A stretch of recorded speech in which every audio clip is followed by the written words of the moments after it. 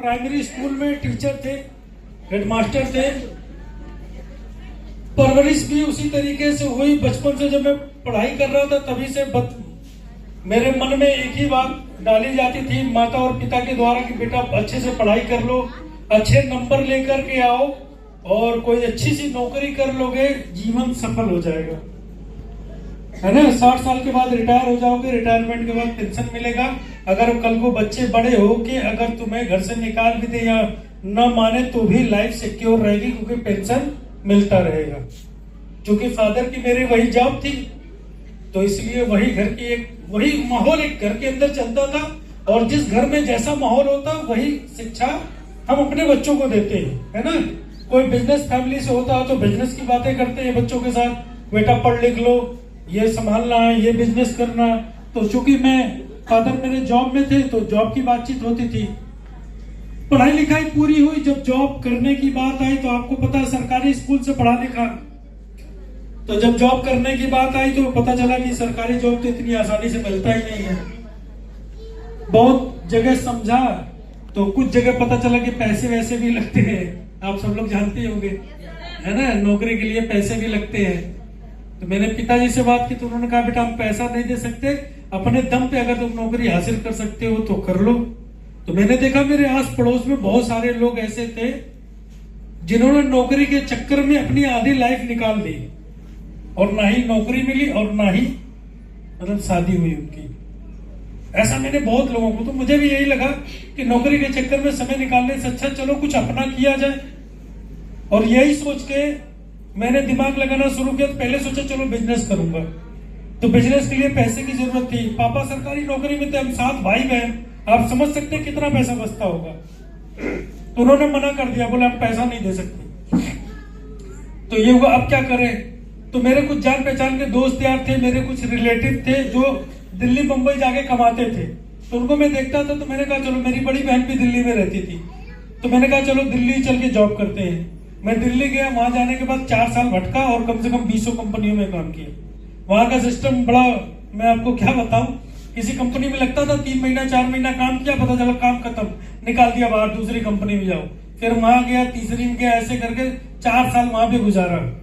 4 साल का काम करने के बाद समझ में आया कि यहाँ कुछ नहीं हो सकता, जितना कमा रहा हूँ अपना ही पेट पालना भारी पड़ रहा है। और दूसरी सबसे बड़ी समस्या मेरे सामने ये आ गई, जानते हैं क्या, कि लड़का दिल्ली में कमा रहा, रोज घर पे रिश्ते जा रहे थे शादी के लिए। मेरे उस समय शादी नहीं हुई थी, तो शादी के लिए रोज घर पे रिश्ते आते थे, रोज घर से फोन आता था कि अरे वो लकी वाले आए थे तुम्हारी शादी के लिए। मैं कहता था यहाँ अपना पेट तो भर नहीं रहा ढंग से और शादी की आप बात कर रहे हो, रखूंगा खिलाऊंगा क्या उसको मैं। तो मैं बार बार मना करता था, रोज घर पे कोई ना कोई रिश्ता पहुंचता रहता था। क्योंकि आप समझते हैं ना, जब लड़का कमाने लगता है तो जितने नात रिश्तेदार होते हैं सोचते हैं कि शादी कम से कम हो जाए। 4 साल गुजारने के बाद समझ में आया कुछ नहीं होगा। फिर चला आया, नौकरी वोकरी छोड़ के घर पे, बोला कुछ ही कर लूंगा, पान की दुकान खोल के पान गुटखा बेच लूंगा, लेकिन अब दिल्ली में नौकरी नहीं करूंगा। यही सब सोच के घर पे आया। किस्मत कहते हैं ना कि अगर आदमी कुछ ढूंढ रहा हो तो कभी ना कभी मिल ही जाता है। अगर शिद्दत से हम भगवान को ढूंढे, अल्लाह को ढूंढे तो शायद वो भी मिल जाते हैं। और मैं अपने लाइफ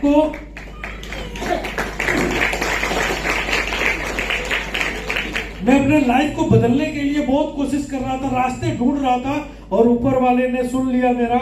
और एक 22 अक्टूबर 2003 मुझे याद है आज भी वो दिन, जिस दिन मुझे इस बिजनेस को देखने का मौका मिला।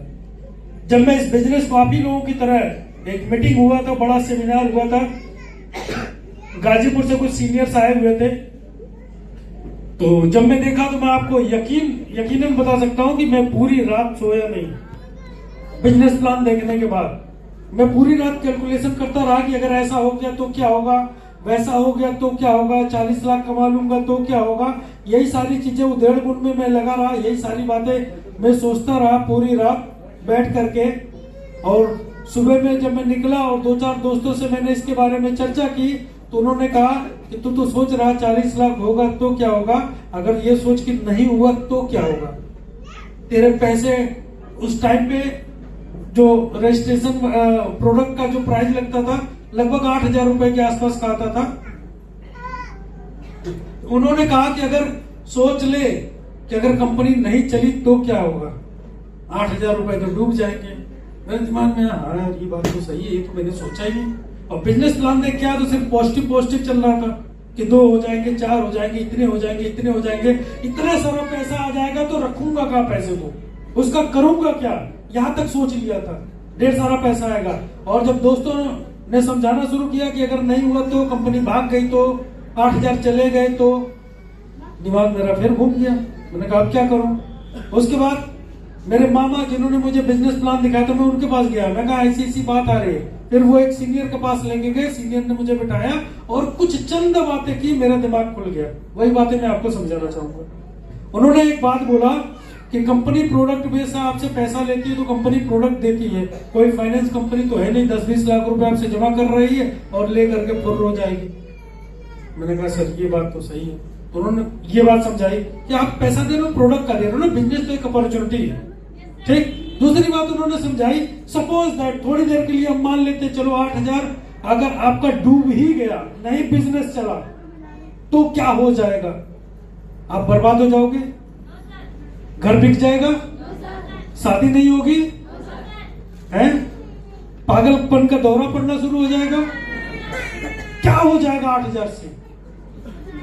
मैंने सोचा, मैंने कहा कुछ नहीं होगा, 8,000 से क्या हो सकता है। आज के डेट में 50,000 कोई आपका लेके भाग जाए क्या हो सकता है, आपका घर बिक जाएगा, हैं, गहने बिक जाएंगे, शादी रुक जाएगी, कुछ हो जाएगा, कुछ नहीं होगा।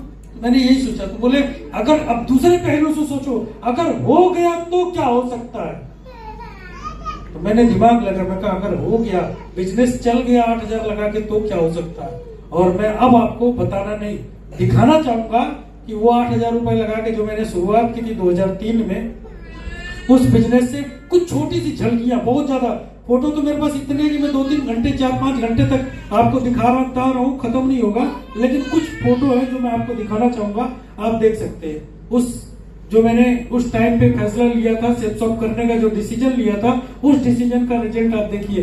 जिंदगी में मैं दिल्ली नौकरी करता था तो आप यकीन नहीं मानेंगे, ट्रेन के अंदर जनरल का टिकट लेके जाता था क्योंकि रिजर्वेशन के भी पैसे बचाने होते थे।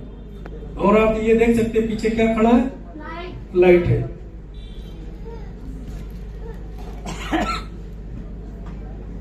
ये विदेश का है, इंडिया का नहीं, फॉरेन का है।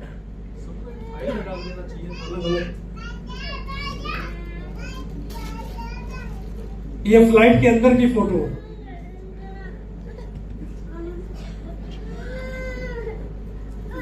ये देख रहे हैं दिल्ली का gateway of India, sorry Mumbai का गेटवे ऑफ इंडिया। लाइफ में क्या क्या परिवर्तन आए वो मैं आपको दिखाना चाहता हूँ। मनाली का है,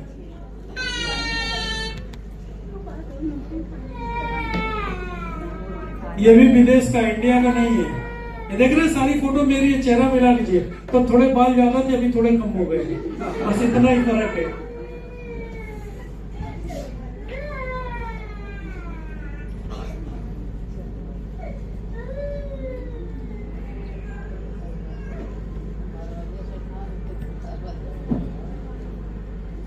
ये विद फैमिली नैनीताल। ये पता है वो एक फिल्म आई थी मोहब्बतें, उसकी पूरी शूटिंग यही हुई थी जहां पे जिस होटल के अंदर हम रुके हुए हैं, 5 स्टार। ये मेरी वाइफ है और 2 बच्चे हैं, आप देख सकते हैं।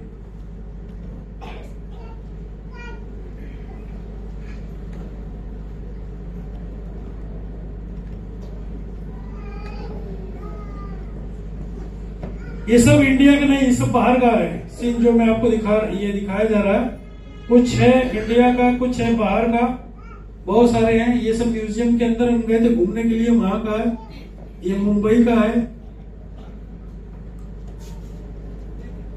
ये देखिए, ये सब फॉरेन का है। कुछ मेरे अचीवमेंट दिखा दो, उसमें फोटो में होगा कुछ मेरे अचीवमेंट। पहली कार, उसमें दिख रहा होगा। ये देखिए स्विमिंग पूल के अंदर नहा रहा हूं। हाँ वही नीचे था।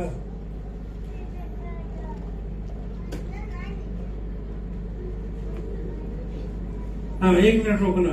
ये जब मैं बिजनेस करना शुरू किया था तो ये मेरी पहली कार थी। जब स्टार्ट किया 2-3 साल बिजनेस किया था, तो 2-3 साल बिजनेस करने के बाद ये मेरी पहली कार आई थी टाटा की इंडिका, जो कि 2009 में मैंने लिया था।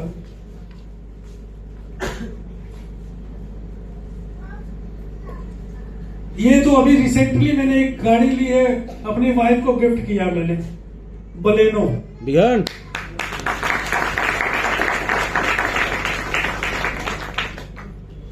ये मेरी दूसरी गाड़ी, जो पुराने लीडर है उनको पता होगा, ये मेरी दूसरी गाड़ी स्कॉर्पियो। उसके बाद ये स्कॉर्पियो लिया, टाटा की हैरियर। उसके बाद किया का सेल्टॉस लिया, और एक गाड़ी अभी मैंने आपको दिखाई बलेनो, जो मैंने अपनी वाइफ को गिफ्ट किया। ये इस बिजनेस की अचीवमेंट रही है। मैं आप सब लोगों से एक ही बात पूछना चाहता हूं कि मेरे फादर एक ही बात कहते थे, बेटा पढ़ लिख लो, नौकरी कर लो, नौकरी कर लो, नौकरी कर लो। मैं नौकरी के अगेंस्ट नहीं हूं, ना ही मैं अपने फादर के अगेंस्ट हूं। बस बात सिर्फ इतनी थी कि मैं जहां तक पिताजी सोचते थे, या जितना वो मुझको सेटल कर, हर माँ बाप को अपने बच्चे की चिंता होती है, तो वो चाहते थे कि सेटल हो जाए, एक कम से कम लाइफ में किसी के आगे हाथ ना फैलाना पड़े, लड़का हमारा वेल सेटल हो जाए, ताकि बाल बच्चों की अच्छे से परवरिश कर सके। लेकिन मैं थोड़ा सा ज्यादा सोचता था, मैं थोड़ा ज्यादा अचीव करने के बारे में सोचता था, कुछ ज्यादा ही मेरी ख्वाहिशें थी।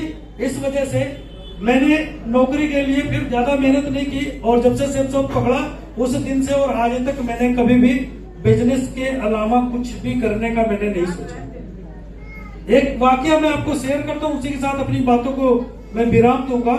मैं आपको बताता हूँ, मुझे बिजनेस करते हुए लगभग 2.5-3 साल हुए थे। एक रात मैं और मेरे फादर, हमारे घर का आज भी कल्चर है कि रात का खाना हम सब लोग, जितने भी फैमिली मेंबर, सब लोग साथ में ही खाते बैठ के।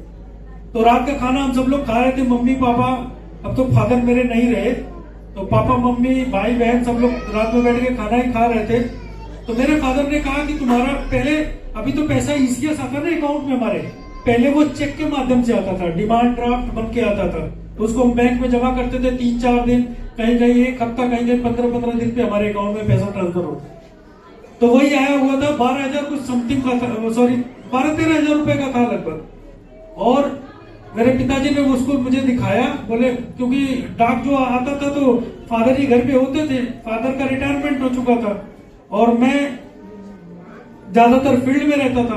तो पिताजी ने दिखाया कि इतने का तुम्हारा चेक आया। तो हम तो पता है, जितने लीडर होते हैं उनको पता रहता हमारा चेक कितने का बनेगा, है ना, क्योंकि हमें पता है बीकर से कितनी क्लोजिंग हुई है, कितनी सेलें गई है, कितने का चेक बनने वाला है, और दूसरा हम नेट पे भी देख लेते हैं, है ना। तो मुझे पता ही था। तो पिताजी ने जब बोला कि तुम्हारा चेक है, तो मैंने उनको बता दिया एग्जैक्ट रकम कि पापा इतने का चेक होगा, 12,000 कुछ समथिंग था, 12-13 हजार का। तो उन्होंने निकाल के देखा, बोले हाँ उतने का ही है। तुम्हें कैसे पता? मैं कहा पापा सारी सैलरी मैं ही भेजता हूँ, मुझे तो इतना पता ही रहता है। तो ऐसे ही बात हुई, कैजुअली हम खाना खाने लगे, धीरे धीरे बातचीत होने लगी। थोड़ी देर के बाद मेरे पिताजी ने बोला कि बेटा एक बात बोलूं। मैंने कहा हाँ पापा बताइए। उन्होंने कहा कि बेटा मुझे नौकरी करते हुए लगभग 40 साल होने जा रहा है। यह 40 साल मैंने नौकरी की है, और 40 साल के बाद जो आज मेरी सैलरी है वो 12,000 रुपए। उस समय पापा की सैलरी 12,000। अभी तो टीचर लोगों को हो गई ना 70-80 हजार 90 हजार, उस समय 12,000 रुपए थे। उन्होंने कहा बेटा 12,000 रुपए मेरी महीने की सैलरी है 40 साल की नौकरी के दौरान, और अब मैं तुम्हें देख रहा हूँ कि 2.5 से 3 साल हुआ है और तुम्हारा 1 हफ्ते का चेक कितना आया, जितना मैं 40 साल की नौकरी के दौरान में कमाया। तो मुझे लगता है बेटा कि जो मैं तुम्हें बार बार कहता था कि नौकरी कर लो, नौकरी कर लो, नौकरी कर लो, मुझे नहीं लगता कि नौकरी में तुम इतना पैसा कमा पाओगे। तो मैंने कहा पापा तब? तो कहे अभी तो 12 का बना, आगे हमको लगता है 20 भी बनेगा, 50,000 भी बनेगा, 1 लाख भी बनेगा हफ्ते का। मैंने कहा पापा बिल्कुल बनेगा, 100% बनेगा। तो उन्होंने कहा नौकरी वोकरी का चक्कर छोड़ो और तुम इसी में लग जाओ, और मुझे नहीं लगता कि अब इसके अलावा कोई तुम्हें बढ़िया काम मिलेगा। और वो दिन और आज का दिन मैं आपको बताऊं, उसी दिन मेरा सीना चौड़ा हो गया गर्व से, क्योंकि जब किसी के पेरेंट्स, माँ बाप या आदर्श जिनको हम मानते हैं, अगर वो तारीफ करते हैं किसी काम की, तो मतलब वैसे ही अंदर से थोड़ी फीलिंग अलग हो जाती है। और उस दिन के बाद फिर मैंने पलट के नहीं देखा, और डायरेक्ट सेलिंग के अलावा मैंने कभी लाइफ में कुछ भी करने के बारे में नहीं सोचा। और वो दिन और आज का दिन है, 1 लाख का भी चेक बना, 1.5 लाख का भी बना, 2 लाख हफ्ते का भी चेक मेरा बना, और तब से लेके आज तक लगातार मैं कमाता हूं। तब से लेके आज तक लगातार कंटिन्यू में पैसे कमाता ही जा रहा हूँ। और फिर से अगेन मैं एक बार आप सब लोगों को, सभी लीडर का धन्यवाद देता हूँ कि सब लोग ने मिलजुल के इतना शानदार प्रोग्राम बनाया। Thank you.